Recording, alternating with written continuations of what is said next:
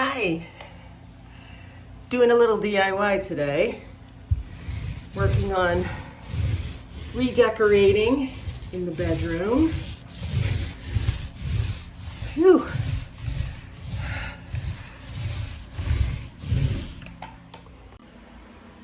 And I've been wanting to get this bedroom of mine redecorated since I moved in. So that's what I'm trying to do. I have a little extra time in my work schedule over the summer, so I try to get household projects done if I'm able.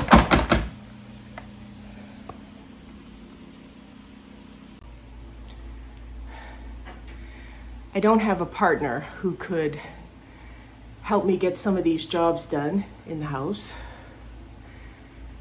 I have friends that would surely come over and help me if I asked, but I try not to do that too often because they have their own lives and their own work to get done every day. So instead, I very, very carefully plan out when I'm going to try to get things done, bit by bit. You know, it's funny, think about how things used to be. Before I had RSD, before I was diagnosed, I think about how a project like this, painting and taking out old carpet and laying down new vinyl plank flooring, that might have taken me a long weekend in the past, right? You could see it. On Saturday, I would have pulled out the old carpet and gotten all those little staples out where the carpet was tacked down. And I probably would have started priming the walls on that day as well. On Sunday, I would have painted. On Monday, I would have laid in the new flooring and I would be done. Project finished, long weekend. Yeah, that kind of thing can't happen anymore. Not when you have RSD, CRPS. I found this wonderful step ladder at, I don't know, Home Depot maybe, that allows you to sit. So that's what I'm doing now, I'm sitting. I have RSD in my upper body. I have it in both of my arms. It's not super common for people to have it bilaterally like that, but I do. And that's actually what eventually helped my physician diagnose me with RSD. I had an injury. I had pain in one arm, and after virtually a year of trying to get that pain to go away by doing different things, it literally jumped to the other arm overnight. And my pain management physician looked at me and said, "I think I know what this is." It was a long time ago now, but I still remember that day. I still remember the day that my journey with RSD CRPS began.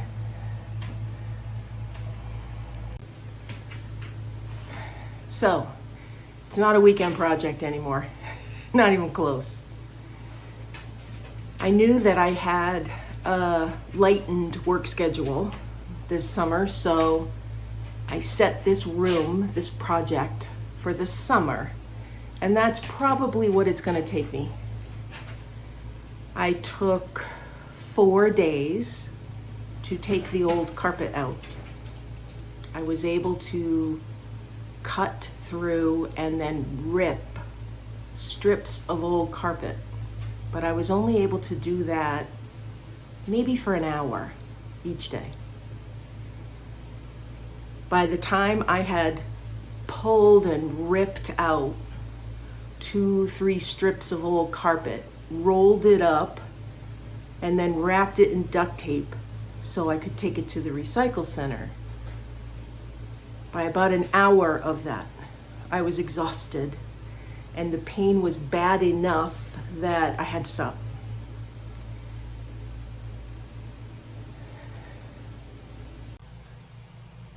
When I tell people who don't have RSD, when I tell them these kinds of stories, they say things to me like, well, don't do it.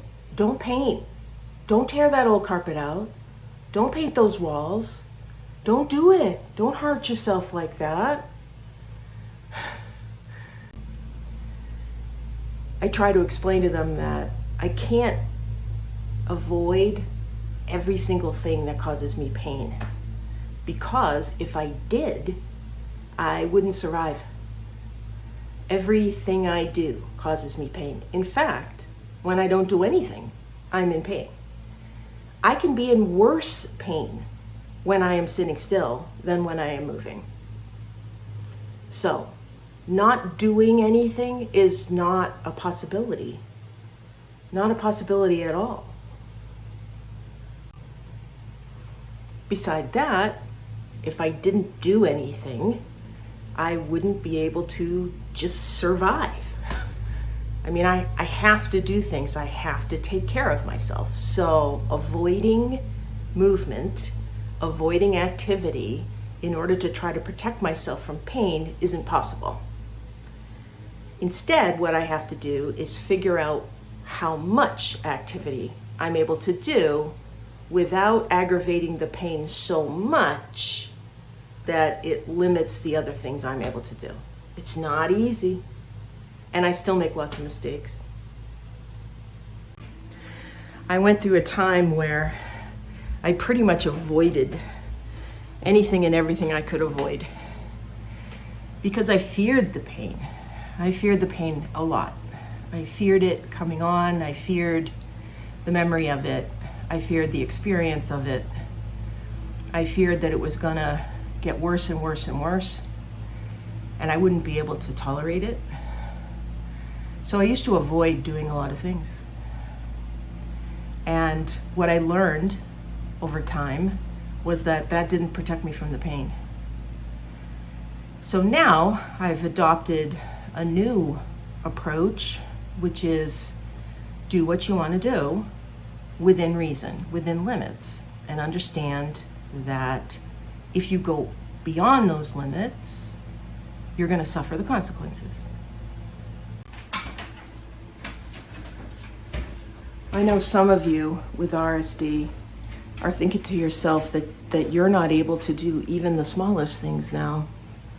I know there are some of you who aren't able to do this kind of thing anymore. You would not be able to stand in here and roll paint onto a wall. Whew. So, I'm sitting outside now, obviously. I'm sure you can hear the lawnmower next door. It's a beautiful day.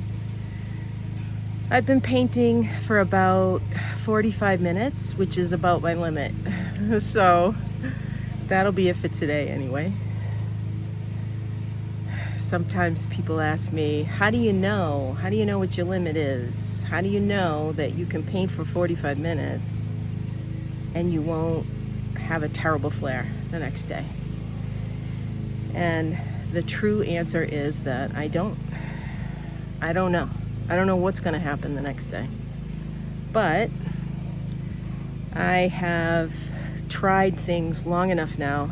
I've tried exerting myself for different lengths of time, and 45 minutes, an hour, that's oftentimes okay. It's not going to knock me out the next day. So, but it means that I have to be able to walk away.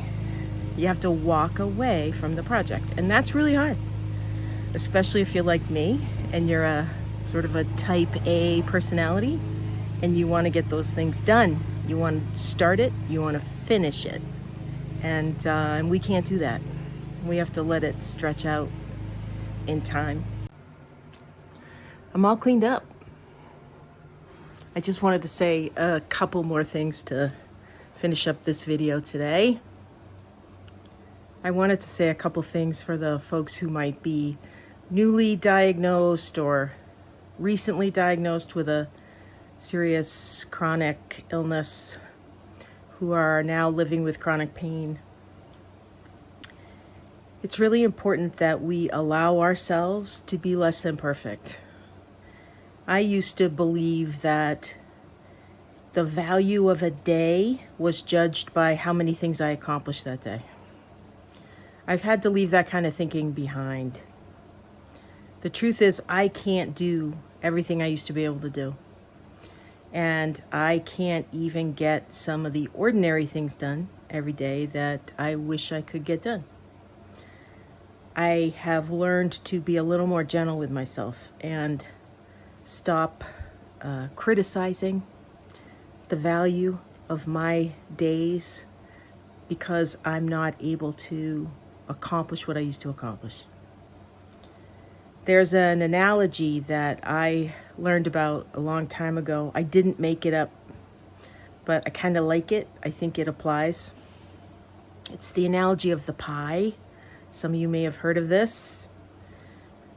The idea is that every day we're all given a pie, and we're allowed to spend that pie or eat that pie however we see fit. So let's say the pie has 6 slices in it. So you have 6 slices of pie to use each day in order to have the energy that you need to accomplish the things you need to get done. So you're going to spend a slice or 2 each day doing some of the things that, might not be that fun, but have to get done. All of the everyday sorts of activities that we all do, the getting out of bed and getting ourselves fed with breakfast and making the coffee, doing the dishes, commuting to work, running errands, doing all those things. And for most people, after that slice or 2 is spent, there's lots of pie left over. And they can spend that leftover pie however they see fit. If they want to use it to socialize or to do something really fun and recreational or to do something at home. They have lots of pie each day to spend as they see fit. You and I live a little differently than that. We get that pie. We have that pie every day, just like everybody else does. But it doesn't cost us a slice to get everything done every day. It costs us 4 slices or maybe even 5. And that means that at the end of the day, instead of having 4 slices left over to do whatever we want with, maybe we only have 1 or 2. So we have to be very careful how we spend that. By the time we just finish the day, by the time we just live the day, there's not a lot left over. Some days there won't be any left over. On the days that we have a slice or 2 to play with, we have to think really carefully how we want to spend that, what we're going to use that on. That's really hard because, like I said, everybody else has plenty of pie left over. They can be very spontaneous and they can be very busy and live very busy lives. You and I, we live differently. And if you overspend, this is the other part of the analogy I like. If you overspend on a day, if you use a slice of pie that you don't have, you've got to borrow against tomorrow's pie. And that means tomorrow you're going to have 1 less slice. Look, it's not easy to live with chronic pain, but it can be done. We just have to be a little more careful and a little more selfish, perhaps, than other people do. So if family and friends look at you sometimes and they just don't understand, and they say, why can't you come to the family barbecue tomorrow? I don't understand. Why can't you just come? Just look at them and say, sorry, I already ate my last slice of pie. I want to thank everybody for spending some time with me today. I hope you'll come back.